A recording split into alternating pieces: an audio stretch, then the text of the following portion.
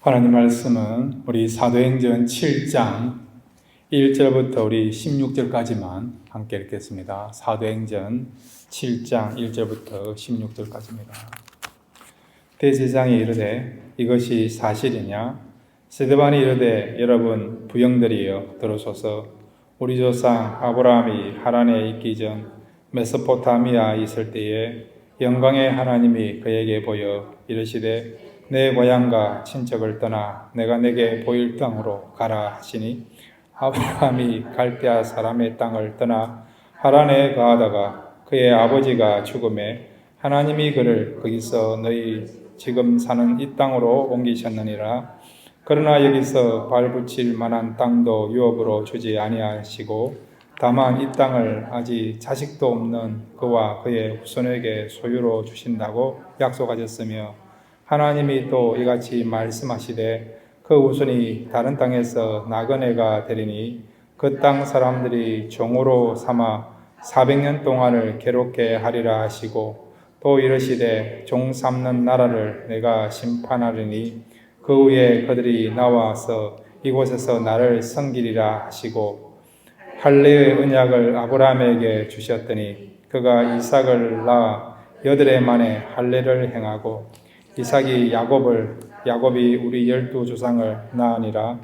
여러 조상이 요셉을 시기하여 애굽에 팔았더니 하나님이 그와 함께 계셔 그 모든 환난에서 건져내사 애굽 왕 바로 앞에서 은총과 지혜를 주시매 바로가 그를 애굽과 자기 온 집의 통치자로 세웠느니라. 그때 애굽과 가나안 온 땅에 흉년이 들어 큰 환난이 있을새 우리 조상들이 양식이 없는지라. 야곱이 애굽에 곡식이 있다는 말을 듣고 먼저 우리 조상들을 보내고 또 재차 보내매 요셉이 자기 형제들에게 알려지게 되고 또 요셉의 친족이 바로에게 드러나게 되니라. 요셉이 사람을 보내어 그의 아버지 야곱과 온 친족 75사람을 청하였더니 야곱이 애굽으로 내려가 자기와 우리 조상들이 거기서 죽고 세겜으로 옮겨져 아브라함이 세겜 하몰의 자손에게 언으로 값주고 삼 무덤에 장사되니라. 아멘. 우리 다시 한번 기도하겠습니다. 하나님 감사합니다. 이 밤에도 하나님을 만나러 이 자리에 나왔습니다. 하나님 앞에 나온 한 분 한 분을 축복하시고 이루하여 주시고 만나 주셔서 다시 새 힘을 얻고 새롭게 시작할 수 있는 그런 놀라운 역사가 이 밤에 나타날 수 있도록 은혜 베풀어 주옵소서. 말씀 듣기를 원합니다. 예수님의 이름으로 기도드렸습니다. 아멘. 어제 오늘 비가 조금 왔지요. 그래도 비가 오니까 조금 이렇게 뭔가 마음의 여유가 있지 않습니까? 하나님은 메마른 우리 심령 속에 그대로 내버려 두지 아니하시고 정말 필요할 때 풍성하게 적합하게 은혜의 단비를 허락하십니다. 이 밤에 은혜의 단비를 촉촉하게 경험하시고 돌아가시는 귀한 시간 되시기를 바랍니다. 오늘 이 말씀의 내용은 이 사도행전에서 가장 긴 설교에 관한 내용이에요. 사도의 설교가 아니고 스데반 집사님의 설교가 오늘 본문에 나와 있습니다. 2절부터 53절까지가 스데반 집사의 설교에 관한 내용이에요. 핵심은 뭐냐니까 바로 하나님께서 약속하셔서 그의 조상들을 보내주셨고 그 조상을 통해서 우리의 구원자 예수 그리스도가 오셨다는 것입니다. 이것이 긴 것 같지만은 이 스데반 설교의 핵심이에요. 그래서 오늘 이 스데반 설교의 그런 중요한 그런 원리들에 대해서 내용에 대해서 일단 오늘 두 가지만 생각하고 함께 은혜를 나누기를 원합니다. 첫 번째로 한번 따라해 주시기 바랍니다. 우리 인생을 하나님께서 인도하신다. 이 사실 믿습니까? 여러분이 태어난 것 같고 여러분이 인생을 살아간 것 같고 여러분이 무슨 플랜을 계획해서 지금까지 온 것 같지만 아니에요. 여러분의 인생을 계획하시고 이끌어 오신 분이 누굽니까? 하나님이 하나님이 우리를 선택하신 거예요. 하나님이 우리를 선택하셔서 자녀 삼아주시고 교회로 나오게 하시고 사람들 만나게 하시고 은혜 베풀어 주시고 축복해 주셔서 여기까지 오게 된 것입니다. 그러니까 하나님이 우리를 인도했다는 것은 잠깐 인도하고 끝나는 인도가 아니고요. 여러분이 하나님 앞에 가는 그날까지, 그리고 믿는 자는 천국까지도 하나님이 인도하십니다. 푸른 초장으로 신만한 물가로 인도하신다라고 말씀하고 있지 않습니다.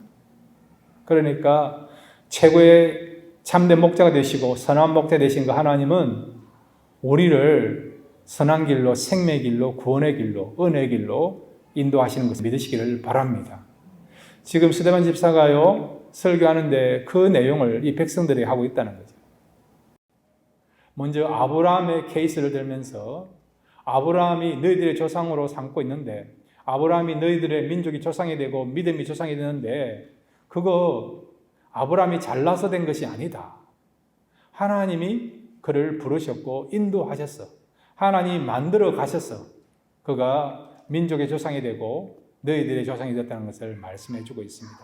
자, 여러분, 오늘 우리 사도행전 7장 1절부터 4절까지 대상이 이르되 이것이 사실이냐? 스데반이 이르되 여러분 부형들이여 들으소서. 우리 조상 아브라함이 하란에 있기 전 메소포타미아에 있을 때에 영광의 하나님이 그에게 보여 이르시되 내 고향과 친척을 떠나 내가 내게 보일 땅으로 가라 하시니, 아브라함이 갈대아 사람의 땅을 떠나 하란에 거하다가 그의 아버지가 죽음에 하나님이 그를 거기서 너희 지금 사는 이 땅으로 옮기셨느니라. 아멘. 여기 보면 대상이 스데반에게 이르되 이것이 사실이냐? 무엇에 대한 사실이냐니까 6장에 보면 스데반에 대해서 모함하는 사람들이 있었어요. 스데반이 율법과 성전을 모욕했다. 그렇게 모욕을 했어. 거짓말을 퍼뜨렸어. 그래서 이 사람들의 그런 어떤 잘못된 고변으로 인해서 지금 스데반이요, 산헤드린 공회 앞에 서게 된 것입니다. 예수님도 산헤드린 공회 앞에 서게 되었고, 그 다음에 우리 사도행전 초반에 12사도들도 산헤드린 공회 앞에 서게 되고, 나중에 사도 바울도요, 참 이율배반적이에요. 산헤드린 공회의 의원이었던 그 사도 바울 역시도 나중에 이제 마치 이렇게 죄인의 그런 몸으로 신문을 당하는, 그것도 산헤드린 공회 앞에, 과거에 그가 공회원으로서 신문하고 재판했던 그런 인물이 오히려 죄인이 되어가지고요, 피고가 되어서 산헤드린 공회 앞에 서게 되는 것입니다. 지금 스데반은 억울하게 누명 시험을 당했어. 모함으로 인해서 이 공회 앞에 서게 된 것입니다. 그러면서 그가 무엇을 지금 이야기하고 있습니까? 말 잘못하면 스데반은 여기서 죽는 것입니다. 율법을 모욕하고 성전을 모욕하거든요. 이거는 신성 모욕죄거든요. 신성 모독죄이기 때문에 돌에 맞아 죽을 수밖에 없는 겁니다. 자, 여러분이 그런 상황이라면 어떻게 하겠습니까? 철저하게 살기 하여 빠져나가게 하여서 변명부터 하는 것이 보통 사람들의 어떤 그런 형편 아닙니까? 그런데 스데반은 죽느냐 사느냐 그런 위험천만한 그런 자리에서 무엇을 이야기하고 있느냐? 구약의 역사를 이야기하고 있어요. 아브라함부터 말라기까지. 구약의 모든 내용들을 지금 다 꿰뚫으면서 관통하면서 구약 성경에 대한 핵심을 말씀해 주고 있습니다. 그러면서 이스라엘 백성들이 그들의 조상으로 여기고 있는 아브라함에 대해서 말씀하고 있다는 거죠. 아브라함이 어떻게 해서 우리의 그런 어떤 민족의 조상이 되고 믿음이 조상이 될 수 있느냐? 그것은 아브라함의 그런 어떤 믿음이 있은 것도 아니고, 그 다음에 그가 특별한 존재가 아니기 때문에 하나님께서 그를 선택하셔서 그를 인도하셔서 그가 이스라엘 백성들의 조상이 되게 하고 믿음의 조상이 되게 했던 것을 말씀해 주고 있습니다. 그래서 여러분 거기 3절에 보시면 이르시되 내 고향과 친척을 떠나 내가 내게 보일 땅으로 가라 하시니, 아브라함이 원했어요. 갈대아 우르에서 가나안 땅까지 온 게 아니에요. 하나님이 나타나셔서, 영광의 하나님이 나타나셔서 내가 지시한 땅으로 가라. 하나님의 말씀을 듣고 하나님의 인도하심을 받고 지금 아브라함이 갈대아 우르에서 가나안 땅까지 가게 되었다는 겁니다. 4절에도 마찬가지예요. 아브라함이 갈대아 사람의 땅을 떠나 하란에 거하다가 그의 아버지가 죽음에 하나님이 그를 거기서 너희 지금 사는 이 땅으로 옮기셨느니라. 예. 하나님이 아브라함을 최종적으로 인도하기로 원하는 땅은 가나안 땅이었어요. 하나님이 원하시는 땅은 하란 땅이 아니고 가나안 땅이었습니다. 그런데 아브라함이요, 가나안 땅으로 바로 가지 않고 갈대아에서 중간 거점인 하란으로 먼저 이주를 하게 되었죠. 그러다가 하나님께서 이 아브라함의 아버지 데라가 죽고 난 뒤에 아브라함에게 말씀하신 것입니다. 이제 내가 너에게 지시한 땅, 내가 원하는 땅, 너가 터전을 잡고 살아가야 될 바로 그 땅 가나안 땅 가라고 말씀하신 거예요. 그러니까 하란에 있을 때에 하나님 말씀을 듣고 아브라함이 가나안 땅으로 옮기게 되었다는 겁니다. 갈대아 우르에서도 하나님 말씀을 듣고 하란으로 가게 되었고, 하란에서도 그가 하나님의 지시하심과 인도하심을 받고 그가 가나안 땅으로 가게 된 것입니다. 그러니까 이 아브라함의 모든 삶의 여정을 보면 그때그때마다 하나님께서 정확하게 말씀하시고 인도하시고 지시하셔서 그 음성을 듣고 그가 걸어갔더니, 움직였더니 그가 민족의 조상이 되고 또한 믿음의 조상이 되는 그런 위대한 하나님의 사람이 되고, 또한 모든 후손들에게, 믿는 모든 후손들에게 진정한 그런 믿음의 조상이 되는 그런 삶을 살게 된 것을 우리가 보게 되는 것입니다.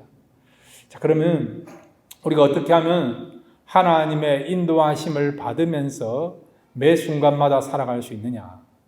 저는 분명히 말씀드립니다. 하나님은 우리를 가장 의의 길로, 생명의 길로, 그리고 푸른 초장으로 실만한 물가로 인도하신 것을 믿습니다.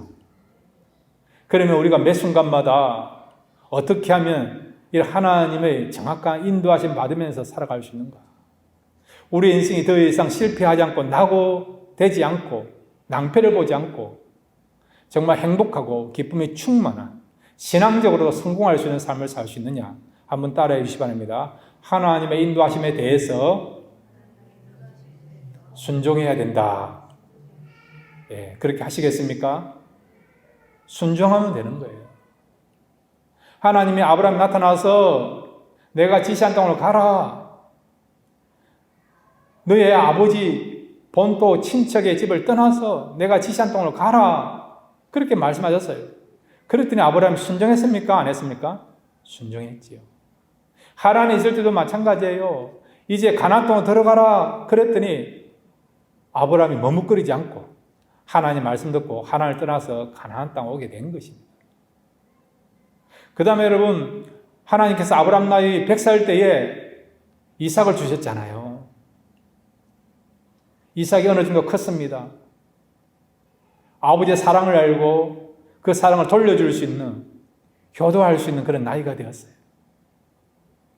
100살의 아들을 얻었으니까 그 아들이 얼마나 사랑스럽고 귀하겠습니까? 그런데 어느 날 하나님께서 그 아들을 나에게 번제물로 바치라 명령하지 않습니까?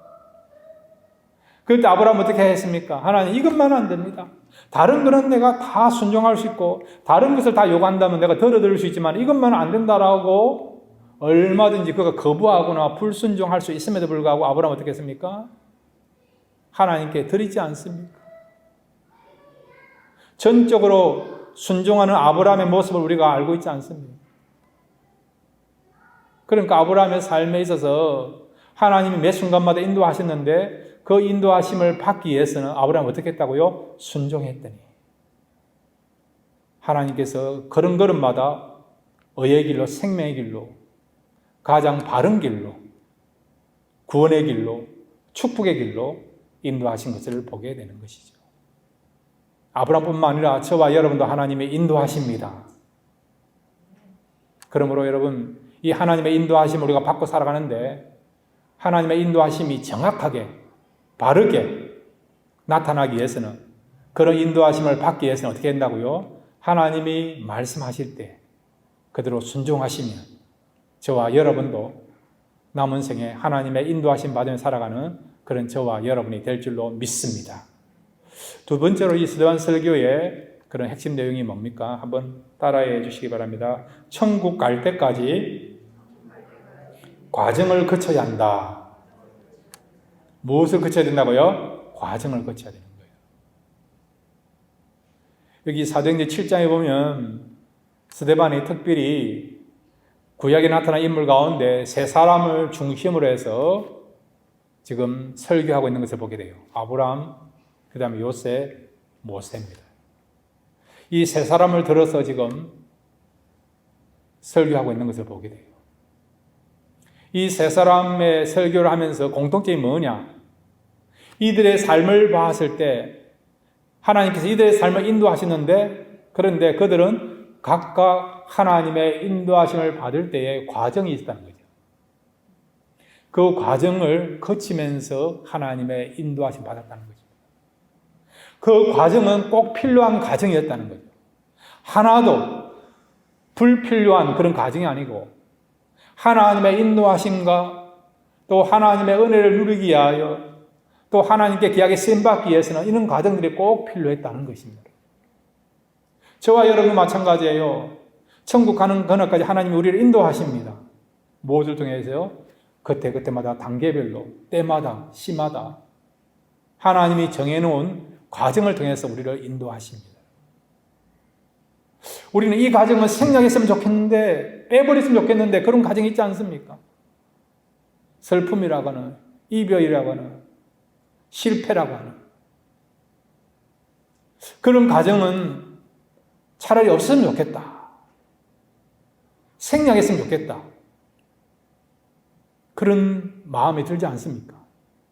근데 어떤 경우는 우리가 원하지 아니해도 우리가 피하고 싶은 그런 과정이라도 하나님 어떻게 하십니까?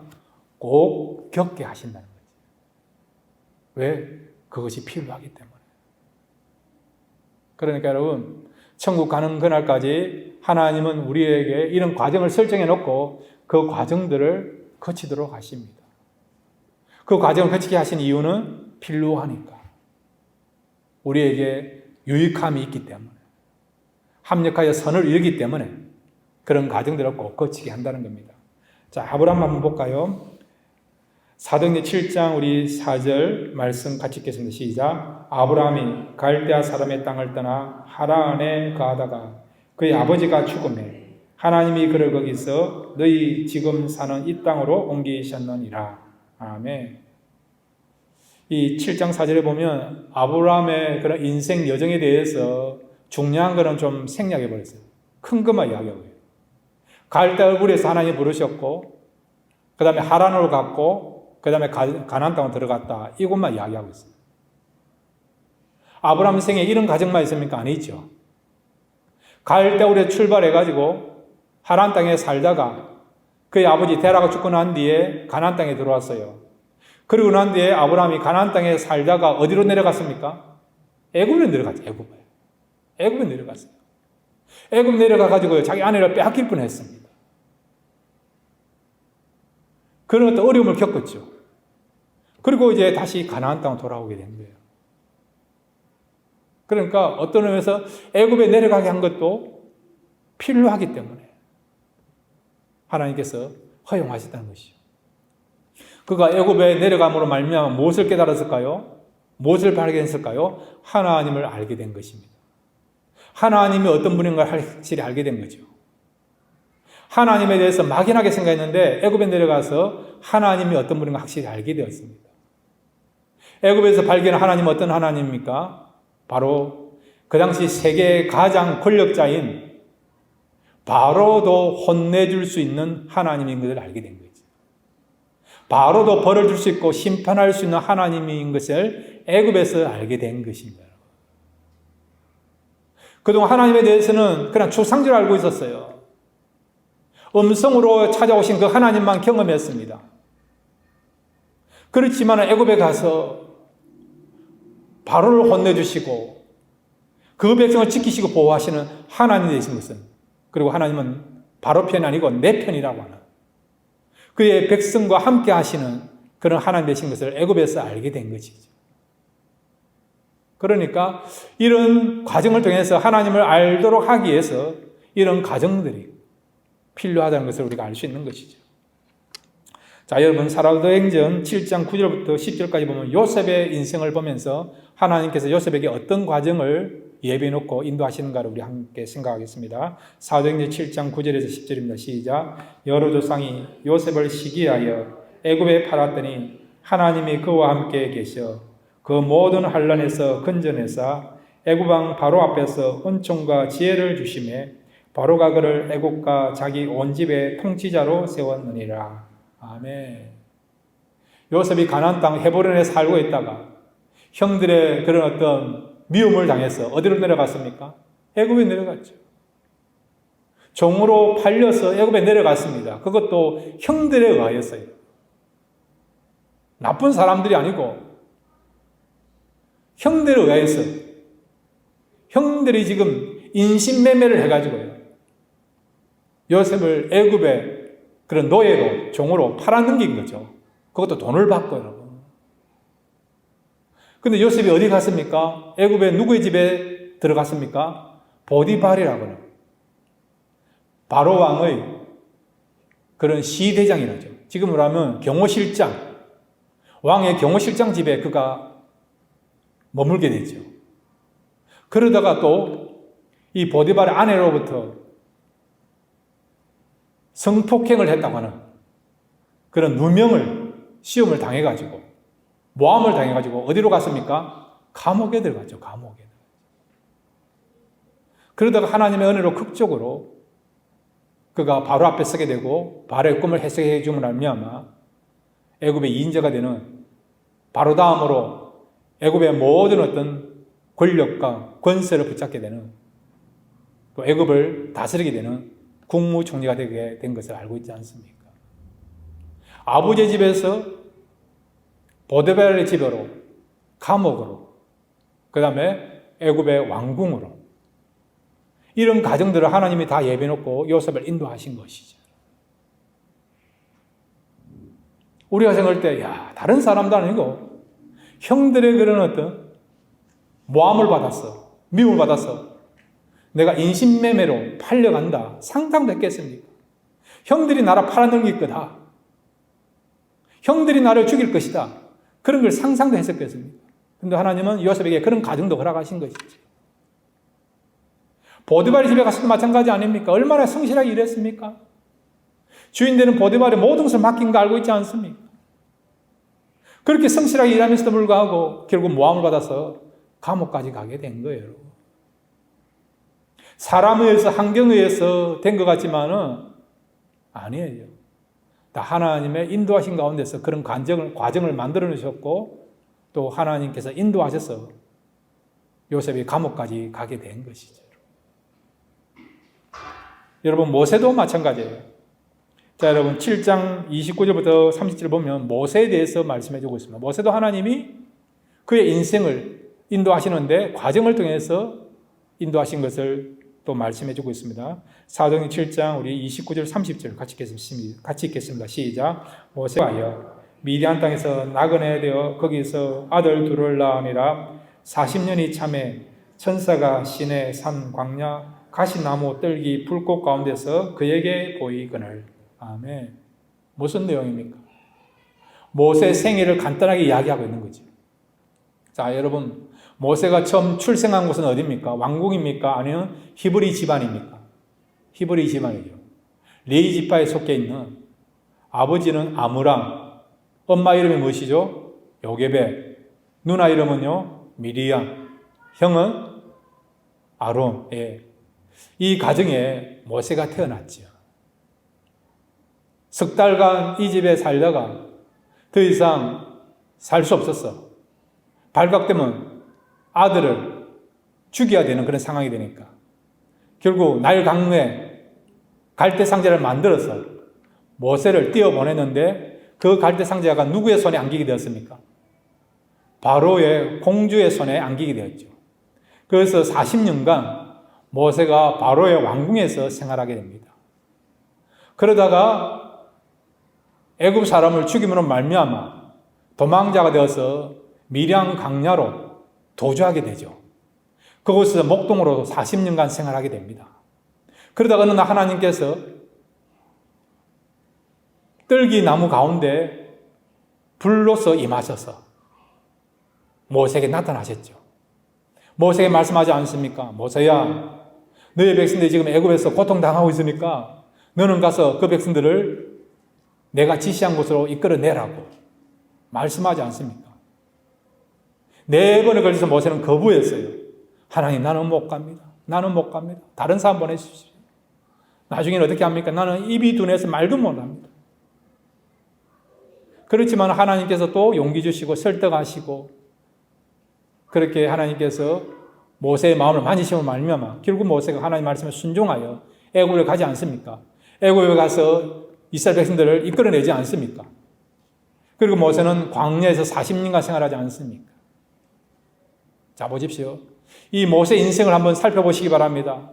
히브리 집안에 태어났다가 왕궁에서 생활하고 또 도망자 인생으로서 미디안 광야에서 40년간 살고 그 다음에 하나님의 그런 미션, 사명을 붙잡고 이스라엘 백성들과 함께 가나안 땅까지 가기 위해서 광야에서 40년간 생활한 것을 기억나지 않습니까?